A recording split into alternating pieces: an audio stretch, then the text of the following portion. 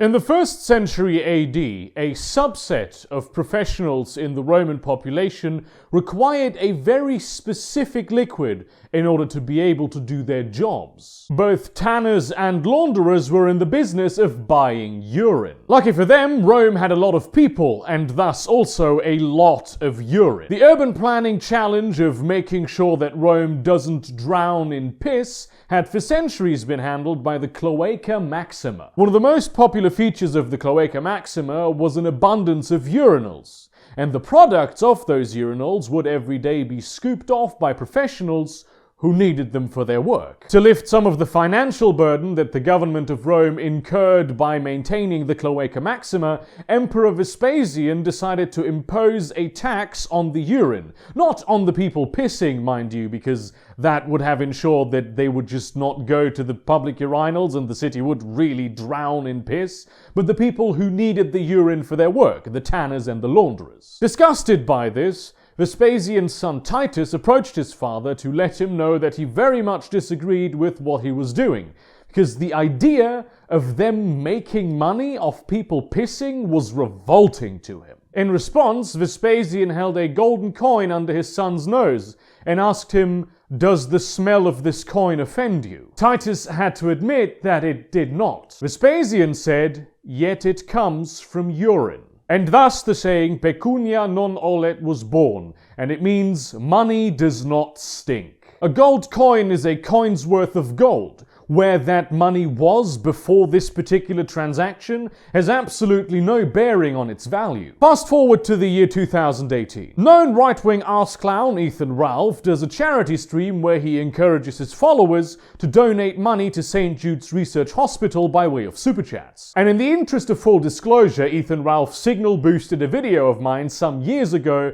on the old gaming channel. That was in the good old Gamergate days when it wasn't really as important on which side of the political spectrum you were on, so long as you cared about ethics and journalism. He has since become, or revealed himself to be, depending on what you'd like to believe, to be utterly detestable. But as Stannis Baratheon said, a good deed does not erase a bad one, and a bad deed does not erase a good one. St. Jude's, for those of you who don't know, is a children's hospital with a special focus on curing cancer. The Healed Stream, as it was called, collected a total of $26,000 in donations for this children's hospital. Now, is that a gargantuan amount of money? Considering that St. Jude's gets hundreds of millions in donations every year? Hardly. It does cost $2.5 million to run the place every single day, and patients are not charged. But $26,000 is still $26,000. It's not a negligible amount of money. I could live off $26,000 for 2 years. For someone working at St. Jude's right now, that is their yearly wage.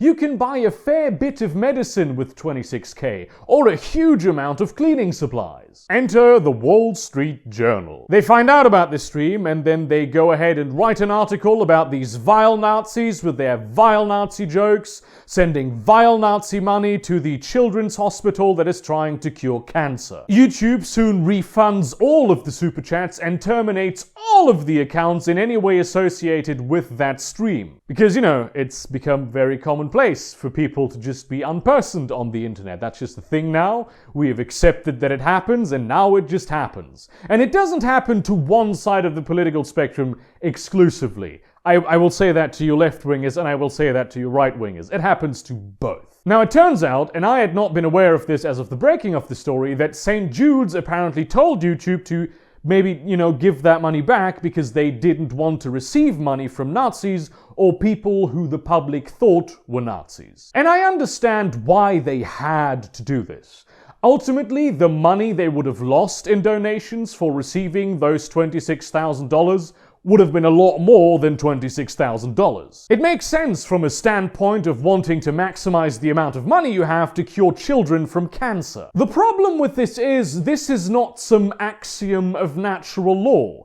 This is the effect of people making decisions rationally about whom they do and whom they do not give money to. If the Wall Street Journal had never run the article about the Heal Stream, nobody outside of that right-wing bubble would have really heard about it, nobody would care about it, and we wouldn't be talking about it right now. The only difference would be that there's now $26,000 more in cancer research for children. I have seen some people make the argument that you can't really say that the Wall Street Journal caused St. Jude's to reject that donation because, correlation does not necessarily equal causation. And I have to ask, really, my guy? Look, I shot the bullet and the bullet hit the head and the head exploded and then he died. But you can't really say that my bullet killed him. Correlation does not equal causation. But that's not even the root of the problem here. Maybe in a different universe, the article written by the Wall Street Journal could have been a very good thing. The root of the problem here is that the Wall Street Journal wrote that article and people gave a shit. Not only did they care about people they disagreed with donating money to cure children of cancer, but they also cared a lot about that charity that they donated to not accepting that donation lest they themselves stop donating to the cause of curing children of cancer. Let me put this another way. As soon as political extremists that you do not agree with begin financially supporting a cause that is objectively good, which curing children of cancer, in my opinion, is objectively good, you, person who is offended right now, will stop supporting the objectively good cause of curing children of cancer. That is a disgusting statement to have be true about you as a person and about the culture that you live in. The graves of dead children should not be your political battleground. Here's what should have happened. The Nazis raised $26,000 and donated to St. Jude's. St. Jude's gets to keep that donation and non-Nazis hear of it. And they decide, hey, let us actually make our own stream where we ourselves raise money to literally cure children of cancer. Oh, you think the Nazis are good people for doing that? Hold my beer, we will raise a lot more money than they did for St. Jude's. And then you do create more in donations than them. Maybe $30,000, probably a lot more. And now this battle of virtues from two opposing sides, even if you only raise $30,000, has made a total of $56,000 for the purpose of curing children of cancer. Maybe the Nazis will try to one-up you again and do their own new charity stream. Maybe other people with other different ideologies will do their own streams, all of them donating money to St. Jude's. The only thing that matters is this. At the end of the day, the cause of curing children of cancer has more money. But that's not what happens, is it? No. In order for you to be happy, the contribution of the people you don't like needs to be erased before you will get off your moral high horse and begin supporting the cause of curing children of cancer. You are willing to have children die of cancer only because the money that would have otherwise saved their lives came out of the pockets of people you personally dislike. Have you even the vaguest of conceptions how utterly narcissistic that is? How childish, how, frankly, cancerous. No matter the amount you now donate to St. Jude's because they rejected those $26,000, that amount could always have been $26,000 higher because you didn't need to create the culture in which they had to reject that donation. You could have just added your own donation anyway. You can be cynical about this, you can over-rationalize this, you can pretend to be some kind of moral paragon in the topsy-turvy world of your own imagination. At the end of the day, you are still a piece of shit. You could have donated in spite of the fact that the Nazis had also donated. So now St. Jude's Hospital, for the purpose of curing children of cancer, would have your donation and also $26,000 extra. But no.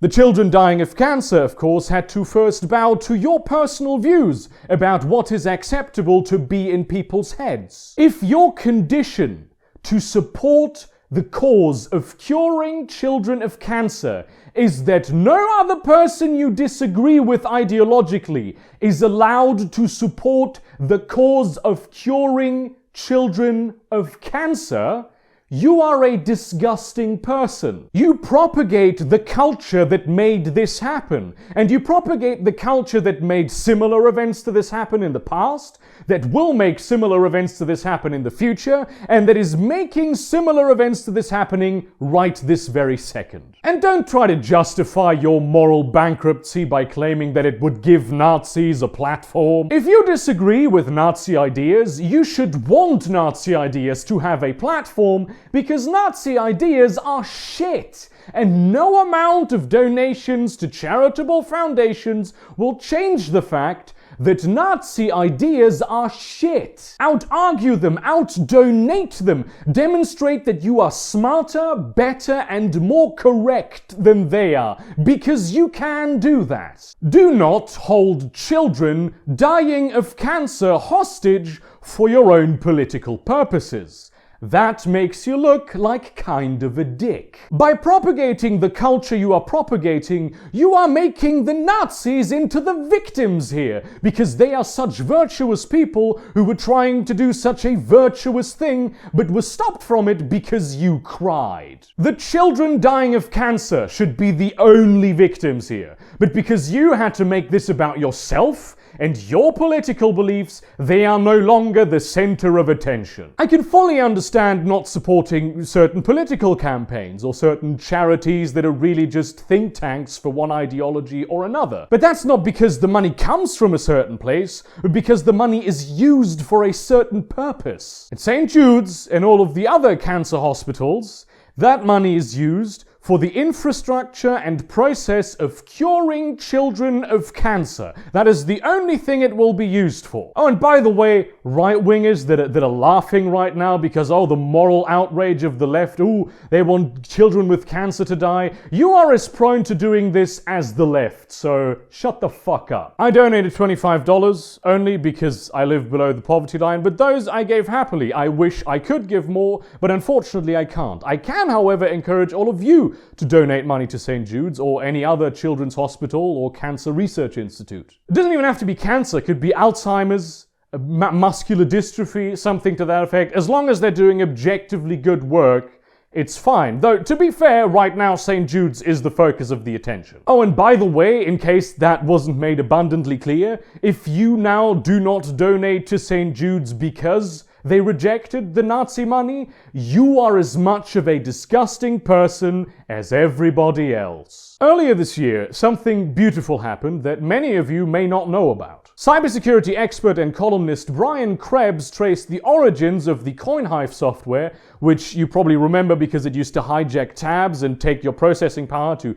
mine bitcoins for other people without informing you, the origins of it to the German image board Programm, where it was used as a voluntary measure for people to sort of earn themselves premium access to the site. Because the site was momentarily endangered, a lot of its users who were very fond of the site started DDoSing the guy and, doing all kinds of fucked up shit that you should never do to anyone, especially because he's a journalist. DDoSing journalists doesn't serve any purpose because Google provides free DDoS protection to all journalists. And they did all this fucked up shit until someone in the community at some point realized, hold on a second, Krebs? Krebs? Krebs is the German word for cancer. It also means crab, but that's neither here nor there. So that person donated to a charity that fights cancer. And then another people did the same thing, and then another person, and then another. They hated this guy so much that they raised a total of 300,000 euros, which is about $350,000, for cancer research. And I was kind of hoping that the same thing would happen this time around. Except, on a more international scale instead of just localized to Germany. People donating to St. Jude's because they hate the Wall Street Journal. People donating to St. Jude's because they hate Nazis. Or really both, optimally. And, something like that is sort of happening. People are donating for reasons just because St. Jude's name is currently out there. But it will forever be tarnished by the fact that we, as a culture, seem to have forgotten that money doesn't stink. Thank you very much for watching. Obviously, I'm not going to monetize this video because, if you wanted to donate something to me this month, maybe donate it to St. Jude's instead. And in that spirit, see you around, cunts.